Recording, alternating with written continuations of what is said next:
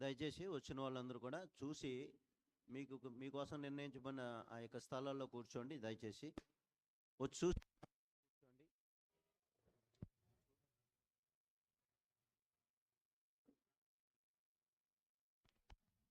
ప్రార్థన చేసుకుందామండి. సహోదరి అంతిమ ప్రయాణం కొరకు ఒక సహోదరి ఒక సహోదరుడు ప్రార్థించండి. దయచేసి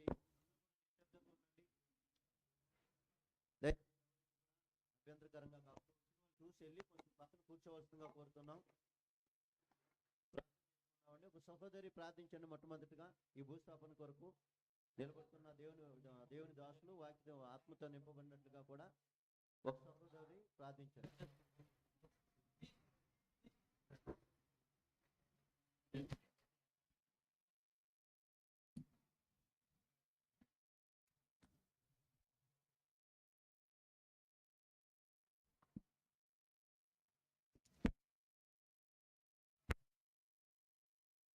ఒక సిస్టర్ ప్రేయర్ చేయండి.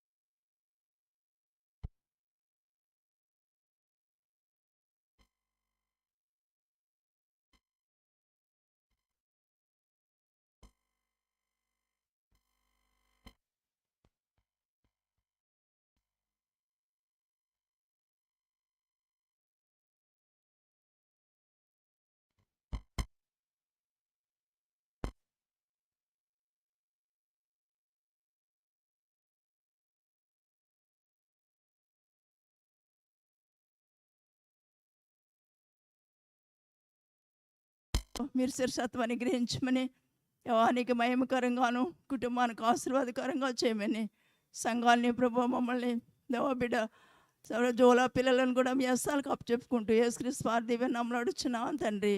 ఆమేన్.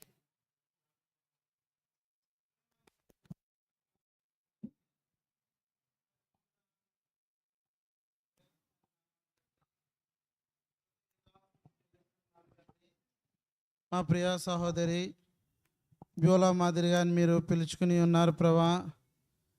అందుని బట్టి మీకు వందనాలు స్తోత్రాలు చెల్లించుకుంటూ ఉన్నాం తండ్రి. ఆ కుటుంబాన్ని కూడా జ్ఞాపకం చేసుకోండి, ఇద్దరు బిడ్డల్ని ప్రభా. మరి కోడల్ని కూడా, ఇద్దరు కోడల్ని కూడా మీరు ఆదరించండి, బలపరచండి ప్రభా. మీ ఆదరణ అనుగ్రహించమని వేడుకుంటూ ప్రార్థిస్తున్నాం తండ్రి. అనేక మంది బంధువులు, స్నేహితులు అనేక మంది వచ్చి ఉన్నారు, వారందరినీ కూడా జ్ఞాపకం చేసుకోండి, మీరే బలపరిచి ఆదరించమని వేడుకుంటూ ప్రార్థిస్తున్నాం తండ్రి. నీ దాసురాలు చేసిన పరిచర్యని జ్ఞాపకం చేసుకుని సంఘమంతటా ప్రభా మరి ఈ రీతిగా సమకూర్చడానికి మీరు చూపిన కృప అంతటిని బట్టి మీకు వందనాలు స్తోత్రాలు చెల్లించుకుంటూ ఉన్నాం తండ్రి. మరి పాటల్లో సహాయం చేయండి, వాయిద్యంలో సహాయం చేయండి. వాక్యం కొరకే నిలబడుతున్న మీ దాసులను అభిషేకించి వాడుకోండి ప్రభా. ఈ అంతిమయాత్ర ద్వారా ప్రభా మరి తండ్రి ఎవరికైతే రక్షణ లేదో ప్రభా మీ గొప్ప రక్షణ అనుగ్రహించమని వేడుకుంటూ ప్రార్థిస్తూ మహిమ ఘనత మీకే ఆరోపిస్తూ మా ప్రభువును మా రక్షకుడును యేసు ప్రభువారి నామమున స్తుతించి ప్రార్థించి అడిగి వేడుకుంటున్నాం తండ్రి. ఆమేన్.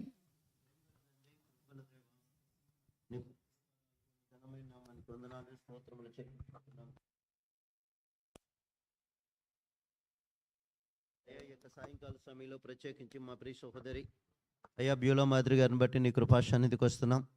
నువ్వెంతైనా నమ్మదగిన దేవుడు ప్రభా. నీ యొక్క వాత్సల్యత ఎడతెగక నిల్చున్న విధానాన్ని బట్టి నీకు వందనాలు స్తోత్రాలు చెల్లించుకుంటున్నాం. ముఖ్యంగా మా ప్రియ సహోదరిని ప్రభా నీ కృపలో జ్ఞాపకం చేసుకుంటూ వచ్చారు. నీ అనాది సంకల్పంలో భూమి పునాదులు వేయబడక ముందే ప్రభు యేసుక్రీస్తులో నీ దాసరాలను మీరు జ్ఞాపకం చేసుకుంటూ వచ్చారు. నీ దాసరాల పక్షంగా మీరు చేస్తూ వచ్చిన గొప్ప రక్షణ కార్యాన్ని బట్టి నీకు వందనాలు స్తోత్రాలు. రక్షించబడిన నాటి నుంచి కూడా నేటి వరకు కూడా నీ యొక్క సన్నిధిలో నీ పరిచర్లో ఎంతగానో వాడబడుతూ వచ్చిన విధానాన్ని బట్టి నీకు వందనాలు స్తోత్రాలు. తన యాత్రా జీవితం ముగింపు వరకు కూడా అయా తన ఉద్యోగ బాధ్యతలను అదే సమయంలో ప్రభా మందిరం యొక్క బాధ్యతలను ఎంతో నమ్మకస్తురాలుగా అయా నీ కొరకు పనిచేస్తూ వచ్చిన విధానాన్ని బట్టి నీకు వందనాలు స్తోత్రాలు చెల్లించుకుంటున్నాం. అయ్యా నీ చిత్తములో ప్రభా ఆమె యొక్క ప్రయాసను విడిచిపెట్టి నీ సన్నిధిలో నిత్య విశ్రాంతిలో ఉండడానికి మీరు ఆమెకు అనుగ్రహిస్తూ వచ్చిన గొప్ప పరలోక పిలుపుని బట్టి నీకు వందనాలు స్తోత్రాలు చెల్లించుకో. ఆమె నీ సన్నిధిలో నిత్య విశ్రాంతిలో ఉన్న విధానం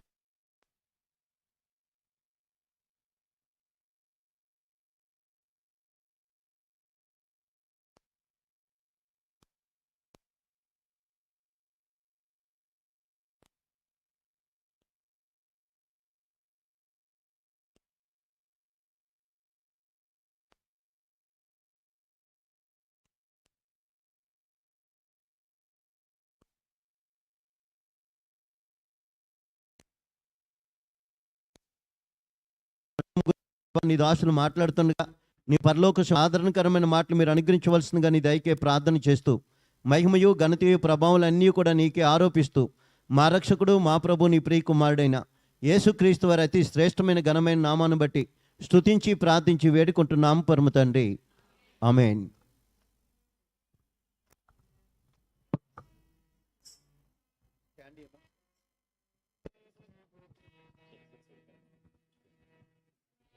పాట సంఖ్య 468.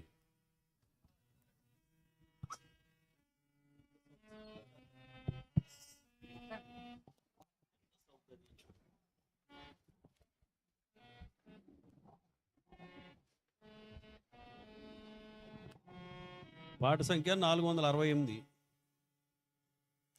ఎంత సౌందర్య నగరమో, ఎంత సౌందర్య నగరము, అద్భుత మహిమ ప్రభావముతో నిండెను, అద్భుత మహిమ ప్రభావముతో నిండెను. పరిశుద్ధం పరిశుద్ధం పరిశుద్ధం అన్నీయు, పరిశుద్ధం పరిశుద్ధం పరిశుద్ధం అన్నీయు. ఎంత సౌందర్య నగరము, ఎంత సౌందర్య నగరము, ఆ నగర పునా పునాది ఎంతో దృఢమైనది, ఆ నగర పునాది ఎంతో దృఢమైనది, స్థిరమై కదలని శాశ్వతమైనది, స్థిరమై కదలని శాశ్వతమైనది. ప్రభువే తన వారిని సిద్ధపరచుచున్నాడు, వారిని సిద్ధపరచుచున్నాడు. అద్భుతం అద్భుతం అద్భుత నగరం, అద్భుతం అద్భుతం అద్భుత నగరం. ఎంత సౌందర్య నగరము, ఎంత సౌందర్య నగరము. పవిత్ర జనులు తనతో వసింతురు, పవిత్ర జనులు తనతో వసింతురు. ఎవరిని ప్రభువు రక్తముతో కొనెను, ఎవరిని ప్రభువు రక్తముతో కొనెను.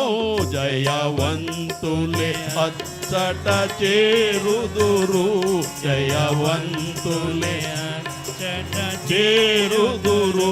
విజయులై విజయులై అత్యంత విజయులై విజయులై విజయులై అత్యంత విజయులై.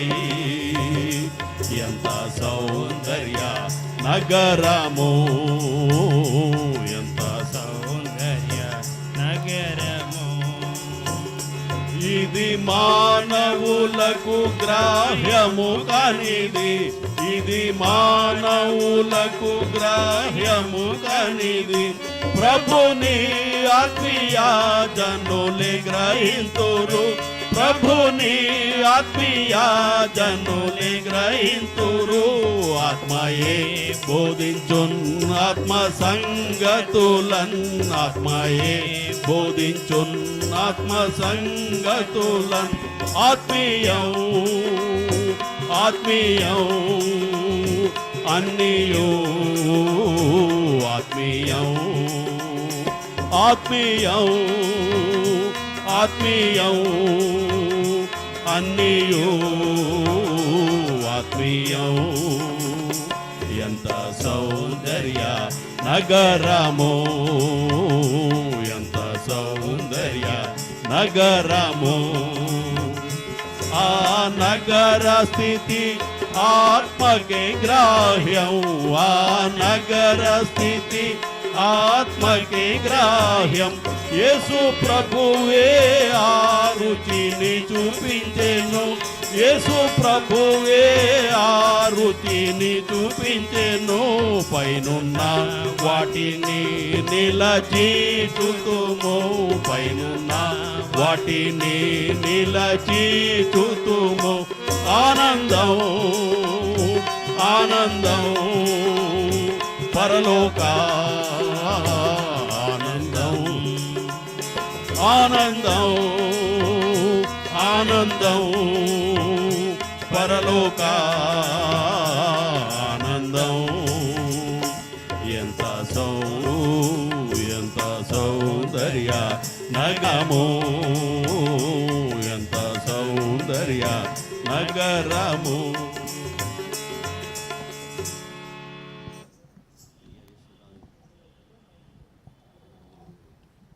పాట సంఖ్య 721. ప్రియ యేసు రాజును నే చూచిన. 721 కొత్త పుస్తకాల్లో, పాత పుస్తకాల్లో 705.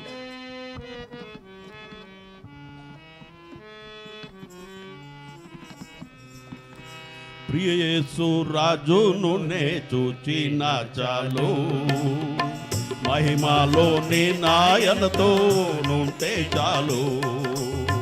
నిత్యమైన మోక్ష గృహము నందు చేరి భక్తుల గుంపులో హర్షించిన చాలు.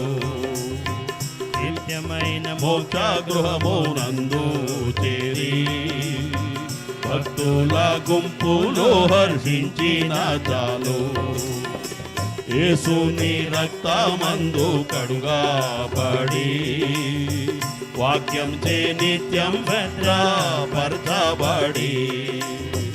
యేసుని రక్తమందు కడుగాబడి వాక్యం చే నిత్యం భద్రపరచబడి. నిష్కళంక పరిశుద్ధులతో పేదన్నేను, నిష్కళంక పరిశుద్ధులతో పేదన్నేను. బంగారు వీధులలో తిరిగేదాను, బంగారు వీధులలో తిరిగేదాను. యేసు రాజును నే చూచిన చాలు, మహిమలోని నాయనతో నుంటే చాలు. నిత్యమైన మోక్ష గృహమునందు చేరి భక్తుల గుంపులో హర్షించిన చాలు. నిత్యమైన మోక్ష గృహమునందు చేరి భక్తుల గుంపులో హర్షించిన చాలు. ముండ్ల మకుటంబైన తలను చూచి స్వర్ణ కిరీటం పెట్టి ఆనందింతు. ముండ్ల మకుటంబైన తలను చూచి స్వర్ణ కిరీటం పెట్టి ఆనందింతు. కొరడాతో కొట్టబడిన విపుండుకి, కొరడాతో కొట్టబడిన విపుండుకి. ప్రతి ఒక్క గాయమును ముద్దాడేదన్, ప్రతి ఒక్క గాయమును ముద్దాడేదన్. ప్రియ యేసు రాజును నే చూచిన చాలు, మహిమలోని నాయనతో నుంటే చాలు. నిత్యమైన మోక్ష గృహమునందు చేరి భక్తుల గుంపులో హర్షించిన చాలు. నిత్యమైన మోక్ష గృహమునందు చేరి భక్తుల గుంపులో హర్షించిన చాలు. హృదయము స్తుతులతో నింపబడే నా భాగ్య గృహమును ధరించుచుండే. హృదయము స్తుతులతో నింపబడే నా భాగ్య గృహమును స్మరించుచుండే.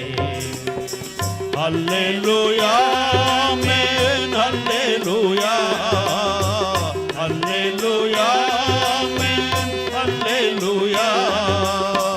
వర్ణింపనాలుక చాలాదయ్యా, వర్ణింపనాలుక చాలాదయ్యా. ప్రియ యేసు రాజును నే చూసిన చాలు, మహిమలోని నాయనతో నుంటే చాలు.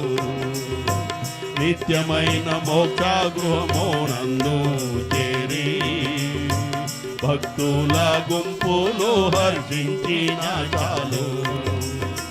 నిత్యమైన మోక్ష గృహమునందు చేరి భక్తుల గుంపులో హర్షించిన చాలు.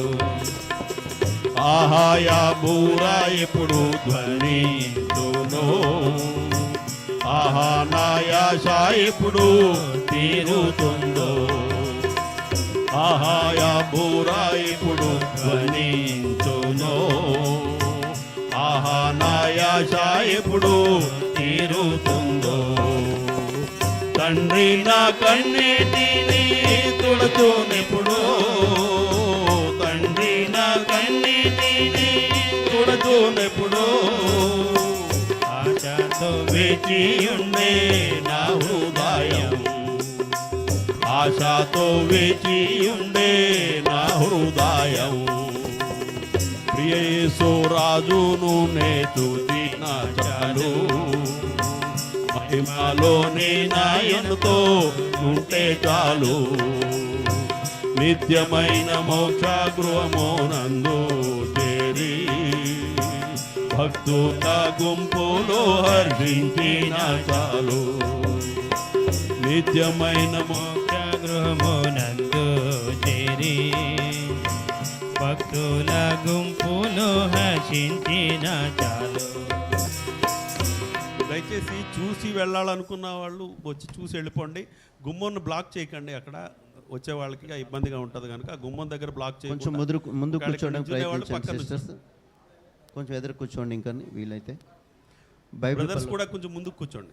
బైబిల్ పల్ల పాడుకుందామండి. యేసుని వాక్కు నిత్యము నిలిచాను. వీలైతే కొంచెం లేచి కూర్చోండి, ఎదురుగా జరగండి. యేసుని వాక్కు నిత్యము నిల్చును. ఏమి మారినన్ పొల్లు పోదు. భూమ్యాకాశముల్ గతించినాను. మారాజు పల్కు మారాదు. కొంచెం నిశ్శబ్దంగా కూర్చోండి. మన ప్రియ సహోదరులు అన్న సుధీర్ అన్న మనకు వాక్యాన్ని అందిస్తారు.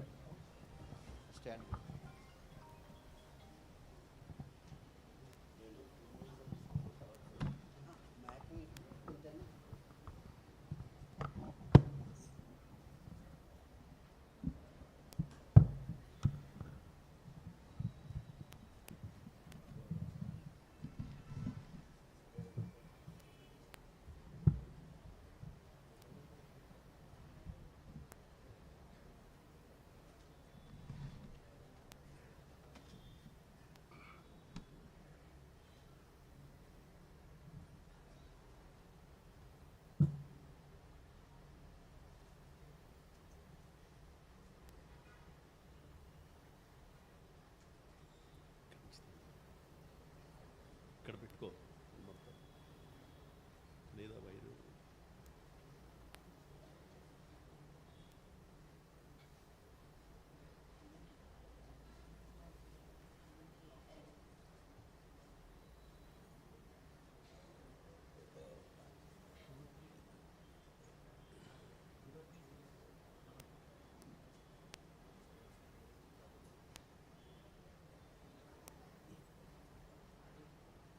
దయచేసి బైబిల్ ఉన్న వాళ్ళందరూ ప్రకటన గ్రంథం 14వ అధ్యాయం 13వ వచనం. ప్రకటన గ్రంథం 14వ అధ్యాయం 13వ వచనం అందరం కలిసి చదువుకుందాం అండి.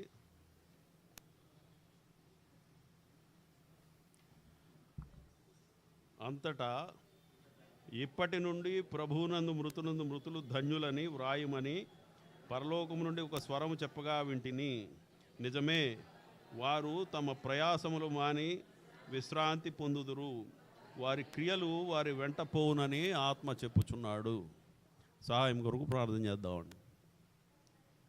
ప్రేమ కలిగిన పరలోకపు తండ్రి, కృప కలిగిన దేవా, మహోన్నతుడవు, పరిశుద్ధుడవు, నిత్య నివాసి అయిన దేవుడవు ప్రభువా, మీ కార్యములు ఎంతో ఘనమైనవి, అద్భుతమైనవి. మా పట్ల మీకుండే సంకల్పం ఎంతో ఉన్నతమైనది ప్రభువా. మమ్మల్ని ప్రేమించి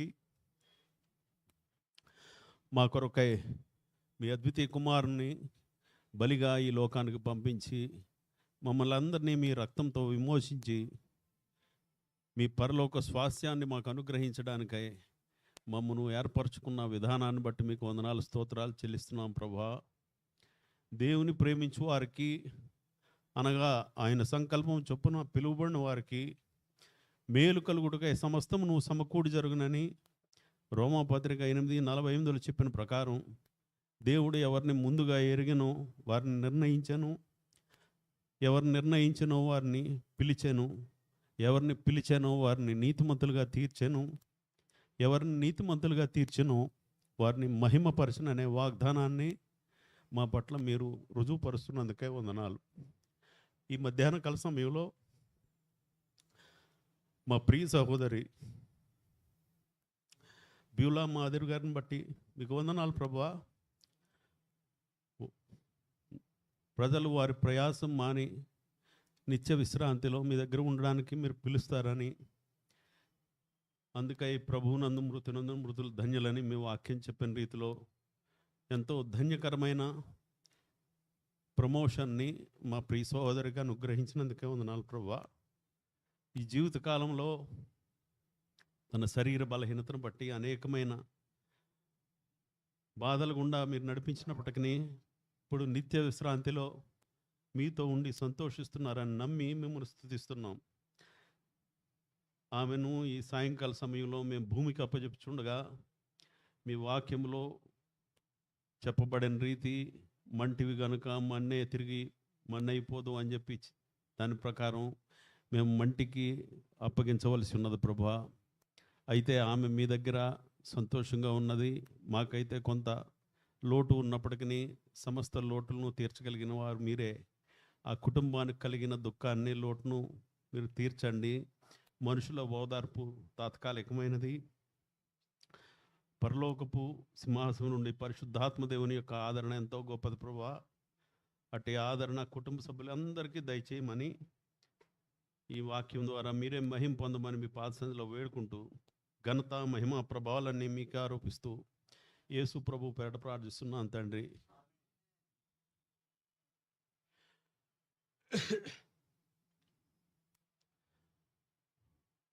ఫిలిప్పీ పత్రిక 3వ అధ్యాయంలో 1వ అధ్యాయంలో 21వ వచనంలో పౌలు అనే ఆయన ఈ భూమి మీద శరీరధారిగా ఉండే దినాల్లో ఆయన ఈ మాట అంటారు. చదవండి ఎవరైనాను. నా మట్టుకైతే బ్రతుకుట క్రీస్తే, చావు అయితే లాభము. ఈ లోకంలో ఎవరే కానీ ఈ మాట అనలేరు అనే ధైర్యం ఉండదు. చస్తే లాభము అని చెప్పేసి పౌలు గారు ఎందుకు ఆ మాట అంటూ ఉన్నారంటే, భూమి మీద ఈ శ్రమలు పడుతూ బ్రతికే బ్రతుకు కంటే దేవుని దగ్గర సంతోషపడతా ఉండే జీవితమే నాకు ధన్యమైనది అని చెప్పేసి, అందుకనే చావు అయితే లాభము అని అంటారు. ఎవరైతే దేవుని యందు నిరీక్షణ ఉంచుతారో వారికి ఇట్లాంటి తీర్మానం ఉంటుంది. ఎందుకంటే ఈ భూమి మీద ఎంత ధనవంతులైనప్పటికీ, ఎంత గొప్పవారైనప్పటికీ, ఎంత అధికారులైనప్పటికీ, ఎట్లాంటి వారైనప్పటికీ శ్రమల గుండా వెళ్ళాల్సిందే. డబ్బున్న వాళ్ళకి శ్రమలు ఉండవేమో అనుకుంటూ ఉంటారు, వాళ్ళకే ఎక్కువ శ్రమలు ఉంటాయి. లేకపోతే అధికారంలో ఉన్న వాళ్ళకి శ్రమలు ఉండవేమో అనుకుంటూ ఉంటారు, వాళ్ళకి శ్రమలు ఉంటాయి. ఎన్నున్నా ఈ భూమి అనేది శ్రమతో నిండినది. దేవుడు భూమిని చేసిన తర్వాత, మానవుడిని సృష్టించిన తర్వాత మానవుడిని ఎంతో ఆశీర్వదించాడు. భూమిని ఏలమని చెప్పి భూమికి అప్పచెప్తే మనిషి భూమికి బానిస అయిపోయాడు. భూమినేమో మనిషి ఏలవలసింది పోయి భూమి మనిషిని ఏలవలసి వచ్చింది. అందుకనే దేవాది దేవుడు శాపాన్ని ఇచ్చాడు. చెమటోడ్చి నువ్వు నీ చేతి పనిని నువ్వు భుజిస్తావు అని చెప్పేసి. అప్పటి నుంచి నీ భూమి నీకు ముండ్ల పొదలు గచ్చ పొదలు పుట్టిస్తుంది. నీ జీవితకాలం అంతా కూడా శ్రమ అనుభవించాలి అని చెప్పేసి మన్నే గనుక మన్నైపోదు అని చెప్పి శపించాడు దేవుడు. భూమిని శపించాడు, మనిషిని శపించాడు. అందుకనే ఈ భూమి మీద జీవించే జీవితకాలం అంతా కూడా మనిషికి శ్రమ. జ్ఞాని అయిన సొలొమోను ఈ ప్రసంగి గ్రంథం 12వ అధ్యాయం రాస్తా, మన్నైనది తిరిగి మంటికి చేరును, ఆత్మ దాని దయచేసిన దేవుని దగ్గర చేరును. జంతువులు అవి దేవుని దగ్గరికి వెళ్ళవండి, ఎందుకంటే అట్లా ఆత్మ ఉండదు, ప్రాణం శరీరం ఉంటుంది. కానీ మనుషులకు దేవుడు ఉన్నతమైన మనిషిగా చేశాడు. సృష్టి అంతట్లోకి ఉన్నతమైన వానిగా చేసి వానికి ఆత్మను కూడా ఇచ్చాడు. ఈ ఆత్మ అనేది దేవుని దగ్గరికి వెళ్ళవలసి ఉంది. అందుకనే 2 కొరింథీ పత్రిక 5వ అధ్యాయంలో ఏమని ఉంటుందంటే, మనం అందరం అక్కడికి వెళ్ళినప్పుడు క్రీస్తు సింహాసనం ఎదుట నిలబడాలా. మనం చేసే క్రియలు మంచివైనను సరే చెడ్డవైన సరే ఆయన ఎదుట నిలబడాలా. అందుకని ఈ ఆత్మలన్నీ అక్కడికి వెళతాయి. ఈ ఆత్మలు వెళ్ళినప్పుడు ఈ దేవుని యొక్క తీర్పు ఎదుట నిలవలసి ఉన్నది. కనుక ఇది భూమి వదిలిపెట్టి ఒకవేళ కనుక దేవునికి ఇష్టలుగా బ్రతికారనుకోండి, వాళ్ళు దేవునితో సంతోషంగా ఉంటారు. మన సహోదరి దేవునికి ఇష్టరాలుగా బ్రతికింది. ఆమె ఎంత శ్రమ అయినప్పటికీ ఈ భూమి మీద జీవించినంత కాలం శ్రమ అనుభవిస్తా చాలా కష్టాలు పడేది ఆవిడ. మా కళ్ళతో చూసేవాళ్ళం. అయినప్పటికీ నమ్మకంగా దేవుని పరిచర్య చేయడంలో చాలా ముందుండేవారు. ఎంత దూరం అయినా సరే ఆమెకు బస్సు కారు పడదని చెప్పి ఆటోలో ప్రయాణం చేసేవారు. మేము రాజమండ్రిలో మీటింగ్లు పెడితే అక్కడికి కూడా ఆటో వేసుకొని వచ్చేవారు. ఎందుకు సిస్టర్ మిమ్మల్ని కార్లో తీసుకొస్తామంటే, లేదన్నా నాకు పడదన్నా అందుకని. మరి అలాంటప్పుడు ఇంట్లో ఉండొచ్చు కదా. కానీ అట్లా ఆమె ఇంట్లో ఉండేవారు కాదు. ఇంకా వీబీఎస్ వస్తుందంటే వీబీఎస్ ముందు నుంచి కూడా ఎన్నో కార్యక్రమాలు పెట్టుకునేవాళ్ళం. అన్నిట్లో కూడా ఎంతో ఉత్సాహంగా పిల్లల్ని ట్రైన్ చేయడంలో కానీ, పిల్లలకి రకరకాల ప్రోగ్రామ్స్ పెట్టడం. వీబీఎస్ టైంలో అయితే రకరకాల ప్రోగ్రామ్స్ పెట్టేవారు. లెసన్స్ మార్నింగే ఉంటాయి. ఇట్లా అన్నీ చాలా ఉత్సాహంగా చేసేవారు. నాకు మొన్న చనిపోయారన్న వార్త వినగానే నేను చాలా డీలా అయిపోయాను. ఎందుకంటే ఇంకెలాగా మాకు ఈ చేయడం అని చెప్పేసి. కానీ సంతోషకరమైన విషయం ఏంటంటే ఆమె దేవుని దగ్గర ఈ శ్రమలన్నీ వదిలిపెట్టి ఎంతో ఆనందంగా ఉన్నారని మనం చూస్తూ ఉన్నాం. పౌలు ఈ చావు అయితే లాభము అని చెప్పడానికి ఆయనకు 3 కారణాలు కనిపిస్తూ ఉన్నాయి. మొట్టమొదటిది ఏంటంటే విడుదల అనేది, రిలీజ్ అంటే ఇక్కడ నుంచి మనం విడుదల పొంది వెళ్ళిపోవడం. విడుదల అనే మాట శిక్షాస్మృతికి సంబంధించిన మాట. చూడండి, ఎవరినైనా జైల్లో పెట్టారనుకోండి, జైల్లో పెడితే వాడికి రిలీజ్ డేట్ ఎప్పుడైనా చూస్తూ ఉంటాడు జైల్లో పెట్టినవాడు. ఎందుకంటే స్వాతంత్రం వస్తుంది. అలాగే మనిషి జీవితం కూడా భూమి మీద ఒక జైలు జీవితం లాంటిదే. ఎప్పుడైతే మనం మరణిస్తామో మనకు రిలీజ్ వస్తుంది. ఈ లోకపు బాధల నుంచి, హింసల నుంచి, రోగాల నుంచి, అన్నిటి నుంచి కూడా రిలీజ్ వస్తుంది. అందుకనే పౌలు గారు ఆయన కూడా అనేక శ్రమలు పడ్డారు. అందుకనే అది రిలీజ్ అంటున్నారు. చూడండి, మొట్టమొదటి 6వ అధ్యాయం 7వ వచనం రోమాపత్రిక, 6వ అధ్యాయం 7వ వచనంలో రోమాపత్రికలో, చనిపోయిన వాడు పాప విముక్తుడు. మొట్టమొదటిగా మనకు దేని నుంచి రిలీజ్ అంటే పాపం నుంచి. పాపం అనేది భూమి మీదే ఉంది, పరలోకంలో లేదు, నరకంలో లేదు. నరకంలో పాపం ఉండదండి. నరకం వెళ్ళోడు పాపం చేద్దామంటే కుదరదు. భూమి మీద ఉన్నవాడు పాపం చెయ్యక తప్పదు. ఎందుకంటే మనము లోకం యొక్క సిస్టమ్కి ఎక్స్పోజ్ అయి ఉంటాం. కనుక చనిపోయిన వాడు పాప విముక్తుడు. భూమి మీద ఉన్న భక్తులైనా, పాస్టర్లైనా, ఎవరైనా సరే పాప విముక్తులు గారు. వాళ్ళు శోధనలకు గురి కావాలా. శోధన కనుక లొంగిపోతే పాప విముక్తులు కాలేరు, పాపంలో పడిపోతారు. కనుక ఎప్పుడైతే మరణిస్తారో వాళ్ళు పాపము నుంచి విడుదల పొందుతారు, పాప విముక్తులు అవుతారు. ఈ లోకంలో ఎంత భక్తిగా ఉన్నా సరే సాతానుడు లోకము అనేది మనల్ని పడేస్తుంది. లోకంలో ఉన్నదంతయు శరీరాశ, నేత్రాశ, జీవపడమ్ము. 1 యోహాను 2వ అధ్యాయం 16వ వచనంలో ఉంది. కనుక ఈ మూడిట్లకి పడని వాళ్ళు ఎవరు ఉండరు. కానీ చనిపోయిన తర్వాత ఇవి చేయడానికి ఉండదు. ఇప్పుడు సిస్టర్ దగ్గరికి తీసుకొచ్చి ఏం చూపించినా వాడికి కనబడదు. లేకపోతే అట్రాక్షన్ గోల్డ్ అవన్నీ తీసుకొచ్చి ఆవిడకి ఇచ్చి భలే ఈ బంగారం ఉన్నది, చీరలు తీసుకోండి అని అంటే నో స్పందన. అసూయ ఉండదు, ద్వేషం ఉండదు, మత్సరం ఉండదు, కోపం ఉండదు, ఏముండదు. ఇవన్నీ పాపాలు, బేసిక్ పాపాలు ఇవన్నీ. వీటిలన్నిటి నుంచి విముక్తి కలుగుతుంది. భూమి మీద ఉండగా మనిషికి ఇట్ల నుంచి విముక్తి లేదు. కనుక మొట్టమొదటి విముక్తి ఏంటంటే పాపము నుండి విడుదల. ఇంకా రెండవది ఐహిక బాధల నుండి విడుదల. చూడండి, రోమాపత్రిక 8వ అధ్యాయం 23వ వచనం. అంతేకాదు ఆత్మ యొక్క ప్రథమ ఫలం పొందిన మనం కూడా పుత్రత్వం కొరకు మన దేహం యొక్క విమోచనం కొరకు ఎదురు చూచుచున్నాము. ఏంటంటే ఈ భూమి మీద అంతా కూడా మూలుగుతూ ఉండాలంట. అన్ని రకాల జబ్బులతోటి అట్లతోటి మూలుగుతూ ఉండాల. ఈ భూమి మీద ఎవరు 100% ఆరోగ్యవంతులు ఎవరు ఉండరండి. ఎవరిని కదపండి మీరు, ఏదో ఒక జబ్బు చెప్తారు.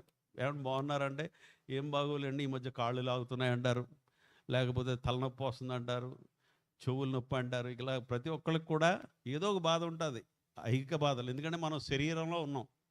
ఈ శరీరం అన్నది బహు బలహీనమైనది. ఈ బలహీనమైన శరీరం అన్నిటికి లొంగిపోవాలా. కనుక ఈ దేహం యొక్క విముక్తి కొరకు అని అంటే, ఈ దేహంలో ఉండే సహోదరికి ఎన్నో బాధలు ఉండేవి, నడవలేకపోయేవారు. ఈ బాధల నుండి విముక్తి కలుగుతుంది. ఇది సత్యం. ఇంకా మూడవది ఏంటంటే, ఈ లోకంలో శ్రమలు ఎక్కువ ఉంటాయి. శ్రమల నుండి విడుదల పొందుతారు ఎవరైతే మరణిస్తారో. చూడండి, ఆదికాండం మనకు శ్రమలు ఎలా వచ్చాయంటే, ఆదికాండం 3వ అధ్యాయం 17 నుంచి 19 వచనాల్లో చెమటోడ్చి నీవు సంపాదించుకుందాం అంటాడు. చదవండి. ఆయన ఆదాముతో నీవు నీ భార్య మాట విని తినవద్దని నేను నీకు ఆజ్ఞాపించిన వృక్ష ఫలమును తింటివి గనుక నీ నిమిత్తము నేల శపించబడి ఉన్నది, ప్రయాసముతోనే నీవు బ్రతుకు దినములన్నీ దాని పంట తిందువు. చూసారా అండి, ప్రయాసం. ఈ భూమి మీద జీవితం అంతా కూడా ప్రయాసమే, రకరకాల బాధలతో ఉండాలా. కలెక్టర్ ఉద్యోగం చేసే వాళ్ళకి ఏం ప్రయాసం ఉండదేమో అనుకుంటూ ఉంటారు, వాళ్ళకి ప్రయాసం ఉంటుంది. ప్రైమ్ మినిస్టర్ ఆఫ్ ఇండియాకి ప్రయాసం ఉంటుంది. ఎవరికి కూడా ప్రయాసం లేని బ్రతుకు ఈ భూమి మీద ఉండదు. ప్రతి ఒక్కరికి ప్రయాసే. కూలీ పని చేసుకునే వాడి దగ్గర నుంచి పెద్దవాళ్ళ వరకు కూడా, ఎంత పెద్ద అధికారి అయినా సరే వాళ్ళ జీవితం అంతా ప్రయాసపడి బ్రతకాలా. ఆ ప్రయాసం నుంచి విముక్తి కలగాలంటే మరణమే. చూడండి, కీర్తన గ్రంథం 16వ అధ్యాయం 2వ వచనం. నీవే ప్రభుడవు, నీకంటే నాకు సమాధానం ఏమీ లేదని, క్షేమాధానం ఏమీ లేదని యెహోవాతో నేను మనవి చేయుదును. నేను ఇలాగందును,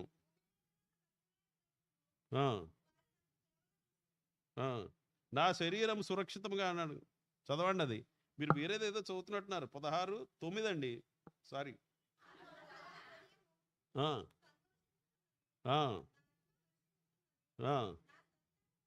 నా శరీరం కూడా సురక్షితముగా నివసించున్నది. శరీరం సురక్షితంగా ఎక్కడంటే దేవుని దగ్గర ఉంటుందని దావీదు యొక్క ఆలోచన. శరీరము సురక్షితంగా ఉంటుంది దేవుని దగ్గర ఉంటే. ఇక్కడ ఉంటే శరీరానికి సెక్యూరిటీ ఉండదండి. బయటికి వెళ్తే ఎన్నో ప్రమాదాలు జరుగుతూ ఉంటాయి. అన్నీ కూడా వేదనలు, కష్టాలే. ఇంకపోతే యెషయా గ్రంథం 57వ అధ్యాయం 2వ వచనం. వారు విశ్రాంతిలో ప్రవేశించుదురు అని చెప్తాడు.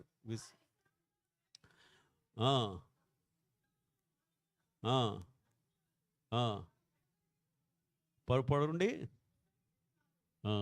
వారు విశ్రాంతిలో ప్రవేశించుతున్నారంటే భూమి మీద విశ్రాంతి లేదండి ఎవరికైనా. ఎవరికి రెస్ట్ ఉండదు. ఎప్పుడు కూడా ఆందోళనే, ఎప్పుడు కష్టమే.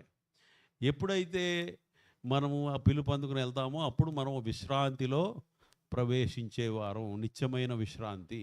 దేవుని దృష్టిలో మరణం అనేది విశ్రాంతితో సంబంధం. ఎందుకంటే వారు ఆత్మ చావదండి.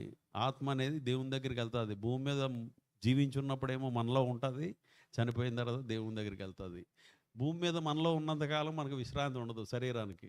కనుక దేవుని దగ్గరికి వెళ్ళినప్పుడు వారు విశ్రాంతిలో అందుకనే సమాధులమే రాస్తారు రెస్ట్ ఇన్ పీస్ అని చెప్పేసి. మే హి సోల్ రెస్ట్ ఇన్ పీస్. ఏంటంటే చనిపోయిన తర్వాత విశ్రాంతి వస్తుంది. ఇది మొట్టమొదటి విడుదల, రిలీజ్ అనేది జరుగుతుంది. శరీర బాధల నుంచి విడుదల, పాపం నుంచి విడుదల, ఇంకా బాధల నుంచి, కష్టాల నుంచి విడుదల. దాని ద్వారా మనకు వచ్చే లాభం ఏంటంటే రెండవది మనకి రీయూనియన్. ఎప్పుడైతే చనిపోతామో విల్ బి రీయూనియన్. చూడండి, అప్పుడప్పుడు సహోదరి యొక్క తమ్ముడు అన్నయ్య శామ్, ఆయన అమెరికాలో ఉంటాడు. అమెరికాలో ఉన్నప్పుడు ఇక్కడికి వచ్చినప్పుడు కలుస్తూ ఉంటారు అందరు. నా దగ్గరికి వస్తారు. ఆయన కలుసుకున్నప్పుడు రీయూనియన్ అనమాట, మళ్ళా కలుసుకోవడం. ఇది భూమి మీద మనం బ్రతుకున్నాం కనుక ఇది మనకి ఈజీగా ఎంత దూరం ఉన్నా సరే, ఎన్నో వేల మైళ్ళ దూరంలో ఉన్నా సరే మళ్ళీ రీయూనియన్ అవుతాం. కానీ చనిపోయిన తర్వాత కూడా దేవుని యొక్క భక్తులు రీయూనియన్ అవుతారు, మరలా కలుసుకుంటారట. మీకు అర్థం కాకపోతే ఒక కథ ఉన్నది బైబిల్ గ్రంథంలో, నిజంగా జరిగిందే. యేసు ప్రభువే చెప్పాడు. లాజరు, ధనవంతుడు అనే ఇద్దరు ఉన్నారు. వాళ్ళిద్దరూ భూమి మీద కలిసే ఉండేవారు. ఎందుకంటే ఈయన భోంచేసే బల కింద కూర్చుని ఉండేవాడు ఈ లాజరు, ధనవంతుడు కూర్చుని భోంచేసే కింద. ఈయన ఏం చేసేవాడంటే 4 రొట్టె ముక్కలు తిన్న తర్వాత మిగిలిపోయినా అలా ఇసిరితే అవి తిని బ్రతికేవాడు. కానీ వీళ్ళిద్దరికీ ఉండే తేడా ఏంటంటే, లాజరు అనే ఆయన భక్తుడు, భూమి మీద తనకు ఉన్న దాంతో తృప్తిగా జీవించేవాడు. ఆ రొట్టె ముక్కలతోటే తృప్తిగా జీవించి, నేను గొప్పవాడిని అయిపోవాలా, లేకపోతే నేను బిర్యానీ తినాలా, లేకపోతే నేను అది లేదు ఆయనకి. ఎప్పుడు ఆశ, దురాశ లేదు. అంత మటుకి నేను చనిపోతే దేవుడు ఉంటాను, నేను తృప్తిగా ఉంటానని చెప్పి ఆ ధనవంతుడు ధనవంతుడు అనగానే తృప్తి లేనివాడు, ధనాశ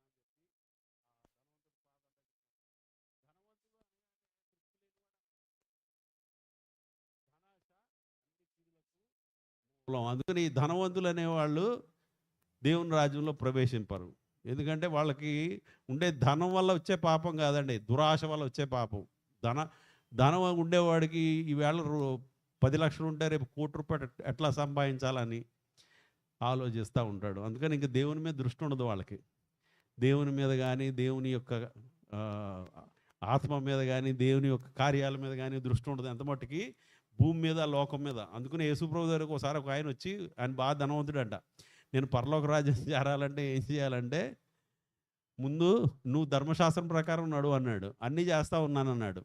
అయితే నీకు ఒకటి కొదువుగా ఉందబ్బాయి, నీకున్న ధనాన్ని అమ్మేసి బీదలకు పంచిపెట్టు, అప్పుడు నువ్వు పరలోక రాజ్యం వెళ్తాడంటాడు. కోపం వచ్చి వెళ్ళిపోతాడు ఆయన, వ్యసన పడుతూ వెళ్ళిపోయానని ఉంటుంది.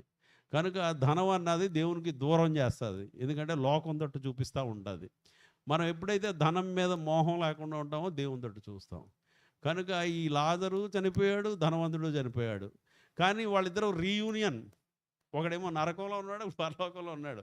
ఒకళ్ళొకళ్ళు చూసి గుర్తుపెట్టుకొని ఈ ధనవంతుడు తెలిసినోడు లాజరు ఒక్కడే, అదిగో లాజరు ఉన్నాడు కదా, ఆయన తోటి నాకు ఒక చుక్క నీరు పంపించమంటాడు. చదవండి, లోకాసు వార్త 16:23.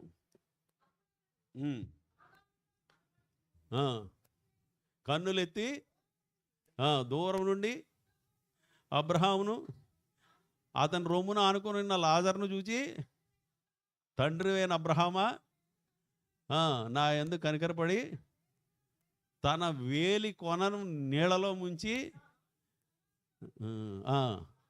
లాజరు ఎలా గుర్తు తెలిసాడు ఈయనకి?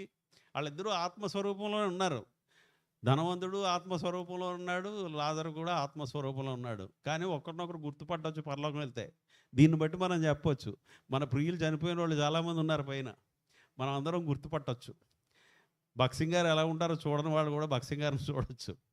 కనుక మనం పరలోకం వెళ్తే మనం అందరినీ గుర్తుపట్టగలం. అందుకనే దావీదు మహారాజు అనే ఆయనకు ఒక పాపం చేయడం ద్వారా ఒక కొడుకు పుట్టాడు. కొడుకు పుడితే ఆయన చనిపోయాడు. మీకు ఉదాహరణగా చెప్తా ఉన్నాను ఇవన్నీ. మనం అక్కడికి వెళ్ళాక మనం ఒకరినొకరు రీయూనియన్ చేయొచ్చని. ఆయన చాలా దుఃఖించాడు, బ్రతికించమని దేవుని దగ్గర వేడుకున్నాడు, నీ చిత్తం అయితే నా కొడుకుని బ్రతికించమని. కానీ కొడుకు చనిపోతాడు. అంతవరకు ఆయన బూడిదేసుకున్నాడు, ఒంటిని బట్టలు వేసుకోలేదు, గోని పట్టా కట్టుకున్నాడు, ఏడుస్తూ ఉండి ప్రార్థన చేస్తూ ఉన్నాడు. చనిపోగానే విచిత్రంగా లేచి ఆయన నాకు కొత్త బట్టలు తెండి అని చెప్పి స్నానం చేసి వచ్చి నాకు భోజనం వడ్డించండి అన్నాడు. అప్పుడు అది చూస్తున్న ఆ సేవకులకి అందరికీ ఆశ్చర్యం వేసింది. ఇప్పటివరకు ఏడ్చాడు, కొడుకు చచ్చిపోతే ఏంటి ఇంత హుషారుగా ఉన్నాడు అంటే, ఆయన అన్న మాట వినండి. 2 సమూయేలు గ్రంథం 12:23. అతడు బిడ్డ ప్రాణముతో ఉన్నప్పుడు దేవుడు నా యందు కనికరించి వానిని బ్రతికించునేమో అని,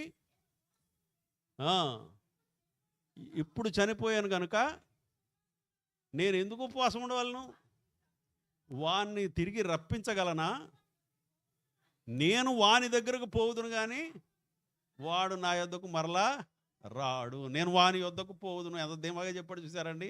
ఎందుకంటే దేవుని ఆత్మ కలిగిన వాడు దావీదు. అందుకనే నేను ఆయన దగ్గరికి వెళ్తాను కానీ ఆయన నా కొడుకు నా దగ్గర రాడు. క్రైస్తవులు అందరికీ ఉండవలసిన నిరీక్షణ ఇదే, నేను చనిపోతే ఆయన దగ్గరికి వెళ్తాను. మా తల్లిదండ్రులను చూడొచ్చు, మన తోబుట్టువులను చూడొచ్చు, చనిపోయిన వాళ్ళని, సిస్టర్ని కూడా చూడొచ్చు అక్కడికి, ఎప్పుడు ఆయనలో ఉంటే. అంతేగాని నేను లోకంలో ఉంటాను అయినా ఆయన చూస్తాను అనుకుంటే మనకంటే వేరే వాళ్ళు ఎవరు ఉండరు. అంటే ఎందుకంటే అక్కడికి ఇక్కడికి చాలా వ్యత్యాసం ఉంది. లాజర్ని పంపించి ఒక డ్రాప్ వాటర్ పంపించమంటేనే అక్కడికి ఇక్కడికి అఘాతం ఉన్నదని చెప్పాడు. కనుక మనం ఆయన యందు ఉండి లోకంలో ఉండకుండా ఆయన తట్టు చూస్తూ ఉంటే నిరీక్షణ అంటారు, దాన్ని శుభ నిరీక్షణ అంటారు. ఎవరైతే ఆయన వైపు ఎదురు చూస్తూ ఉంటారో లోకం తట్టు చూడరు. శరీరాశలు, నేత్రాశలు, జీవపు డంబాలు ఉండవు. ఎప్పుడు కూడా దేవుని తట్టు చూస్తూ ఉంటారు. వాళ్ళు తిరిగి కలుసుకుంటారు, రీయూనియన్. నేను నా వైఫ్ని చూడగలను, మా అమ్మగారిని చూడగలను, మా నాన్నగారిని చూడగలను, నా సహోదరులను చూడగలను. ఎందుకంటే నా నిరీక్షణ ఆయన తట్టును కనుక. అలాగే ప్రతి ఒక్కరు కూడా విశ్వాసులైన వాళ్ళు నేను ఆయన చూస్తాను అనే నిరీక్షణ కలిగి ఉన్నప్పుడు, ఆయనకి ఇష్టంగా ఉంటే ఒకదినాన్ని మనం కలుసుకోగలం. నేను ఇప్పుడు చెప్తా ఉంటాను ఒక కథ. టైటానిక్ షిప్లో అంట ఒక ఆమె ప్రయాణం చేస్తున్నట్టు ముసలమ్మ. టైటానిక్ షిప్ లండన్ నుంచి న్యూయార్క్ వెళ్తుంటే మధ్యలో మునిగిపోయింది, అది అందరికీ తెలుసు. అందరూ చాలా ఆందోళనగా ఏడుస్తూ ఉన్నారంట, అటు ఇటు పరిగెడుతున్నారట. ఈ ముసలమ్మ మాత్రం పాటలు పాడుతూ తిరుగుతుందంట, అందరికీ ధైర్యం చెప్తా. ఒక ఆయన వచ్చి అడిగాడట, మీకు భయం లేదా అండి, అందరూ మునిగిపోతున్నారు, కాసేపట్లో అందరూ చేస్తారంటే ఏమన్నదట, నాకు 2 కూతుళ్ళు, ఒక అమ్మాయి న్యూయార్క్లో ఉంది, బ్రతికితే అమ్మాయిని చూస్తాను, ఇంకో అమ్మాయి పరలోకంలో ఉంది, చనిపోతే నాకేం భయం, ఏదో కూతురు దగ్గరికి వెళ్తానన్నది. మన నిరీక్షణ అట్లా ఉండాలా. అప్పుడు సహోదరు గురించి మనం మానవ బలహీనత వలన కొంత దుఃఖం వచ్చినప్పటికీ మనం ఒక దినాన్న ఆమెను కలుసుకుంటాం, ఆమెను చూస్తాం. ఇట్టి నిరీక్షణ కలిగిన వారమై, నిరీక్షణ లేని ఇతరుల వలె మనం దుఃఖించకుండా నిమిత్తము ఆయన మనకు ఈ మాటలన్నీ బైబిల్ గ్రంథంలో పెట్టాడండి, నిరీక్షణ అనేది. కనుక నిరీక్షణ గలవారమై సంతోషంతో సహోదరి దేహాన్ని భూమికి అప్పగిస్తాం. దేవుడి మాటలను దీవించును గాక. మనం పాటలు పాడుతున్నప్పుడు చూడవలసిన వాళ్ళందరూ చూస్తే క్లోజ్ చేసేస్తారు. వెంటనే మనం ఒక 5 మినిట్స్లో ఈ పాట పాడే సమయంలోనే మనం ప్రొసెషన్గా అక్కడికి వెళ్ళిపోతాం. అది కార్లో ఉన్న వాళ్ళు కార్లో రండి, బండ్ల మీద రావాల్సిన వాళ్ళు బండ్ల మీద రండి. మనం అందరం కలిసి బరేల గ్రౌండ్కి వెళ్ళిన తర్వాత అక్కడ భూస్థాపన కార్యక్రమం ఉంటుంది 10 నిమిషాలు.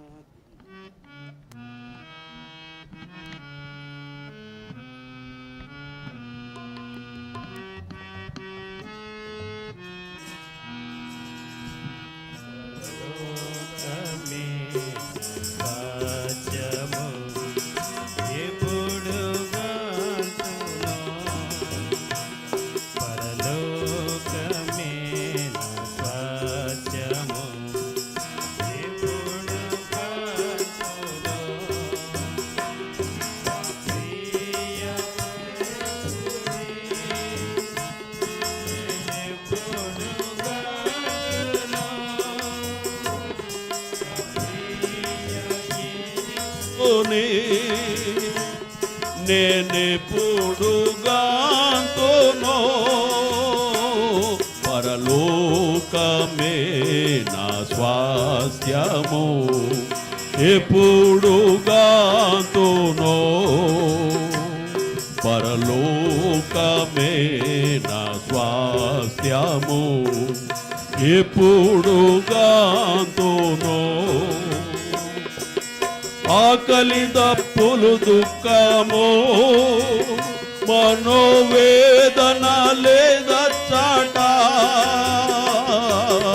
ఆకలి దప్పులు దుఃఖము మనోవేదన లేదచ్చట, పరమామకుటము పొందాను ప్రభు పాదముల చేరేదాము, పరమామకుటము పొందాను ప్రభు పాద చేరేదాను, పరలోకమే నా స్వాస్థ్యము, ఎప్పుడుగాంతునో పరలోకమే నా స్వాస్థ్యము, ఎప్పుడుగాంతునో సిలువ వేయబడితిని ఇకనే కాదు జీవించుట, సిలువ వేయబడితిని ఇకనే కాదు జీవించుట, ప్రభు యేసు మహిమ కొరకు గురి కలిగి జీవింతును ప్రభు యేసు మహిమా కొరకు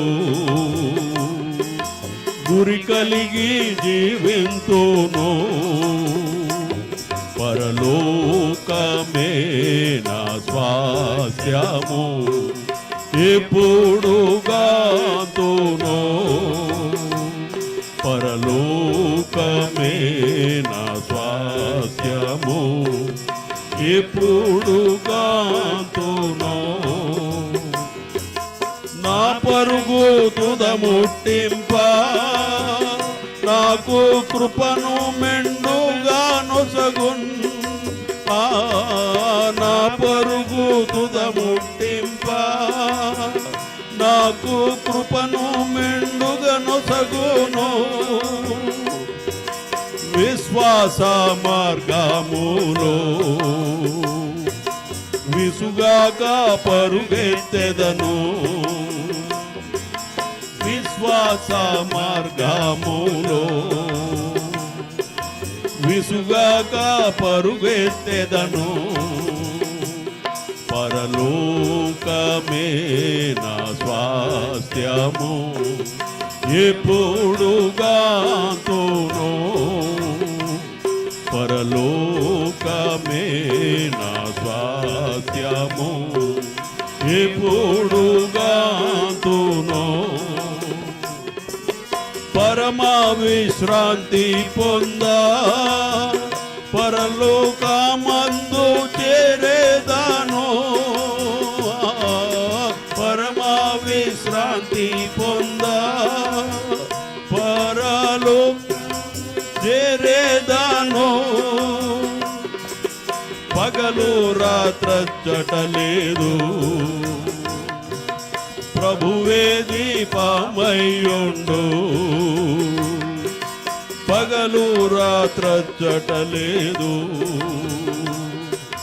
ప్రభువే దీపమయ్యుండు పరలోకమే నా స్వాస్థ్యము ఎప్పుడు గాతును పరలోకమే నా స్వాస్థ్యము ఎప్పుడు గాతును ప్రియుని పిలుపును విని నేను కూడా సిద్ధపడేదాను ప్రియుని పిలుపును విని నేను కూడా సిద్ధపడేదాను దినములు సమీపించగా వాంఛాయు అధికంబాయే దినములు సమీపించగా వాంఛాలు అధికంబాయే పరలోకమే నా స్వాస్థ్యము ఎప్పుడు గాతును పరలోకమే నా స్వాస్థ్యము ఎప్పుడు గాతును నా ప్రియ ప్రభుని నేనెప్పుడు గాతును నా ప్రియ యేసుని నేనెప్పుడు గాతును పరలోకమే నా స్వాస్థ్యము ఎప్పుడు గాతును పరలోకమే నా స్వాస్థ్యము ఎప్పుడు గాతును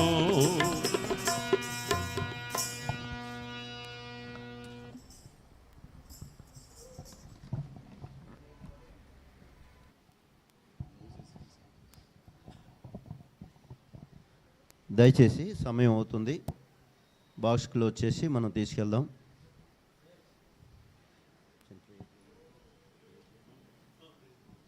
ప్రార్థన చేసుకుందామండి మోకరించండి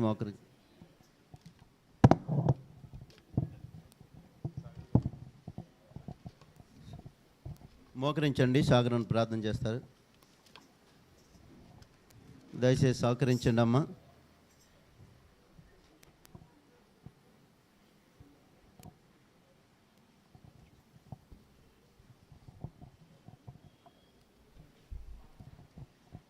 ప్రార్థన చేసుకుందామండి.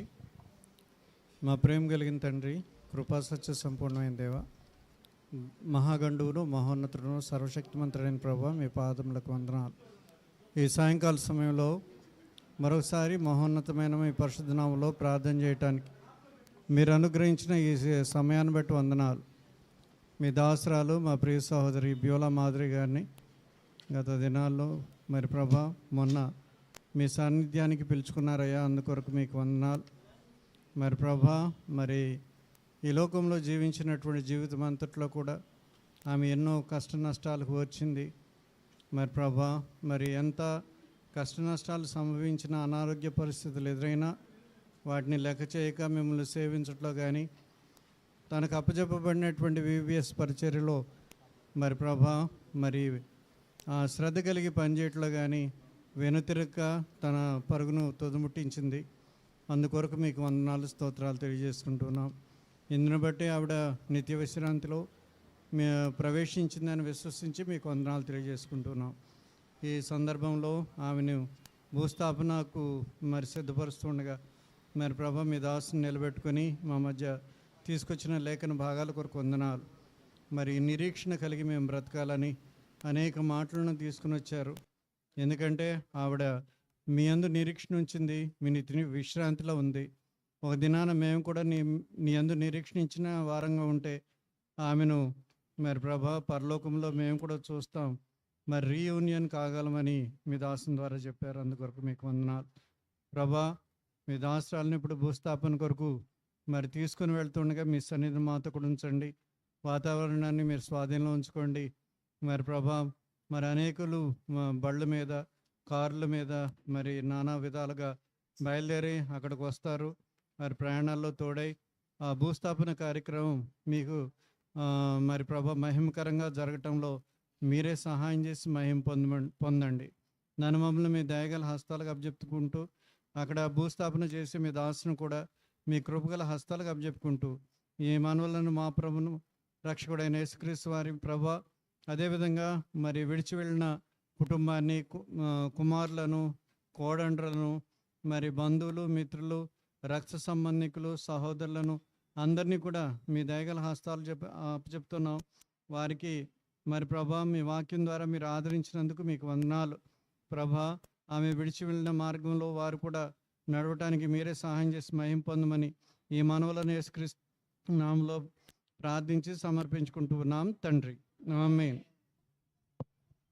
తొట్టిల్లకుండా మమ్మను కాపాడుటకును, తన మహిమ ఎదుట ఆనందంతో నిర్దోషులనుగా మనల్ని నిలువబెట్టుటకును, శక్తిగల మన అద్వితీయ రక్షకుడైన ప్రభు అయిన క్రీస్తు ద్వారా సంఘముల్లో దేవునికి మహిమయు, ఘనతయు, అధికారమును, ఆధిపత్యమును యుగములకు పూర్వమును ఇప్పుడును సర్వయుగములకును కలుగునుగాక.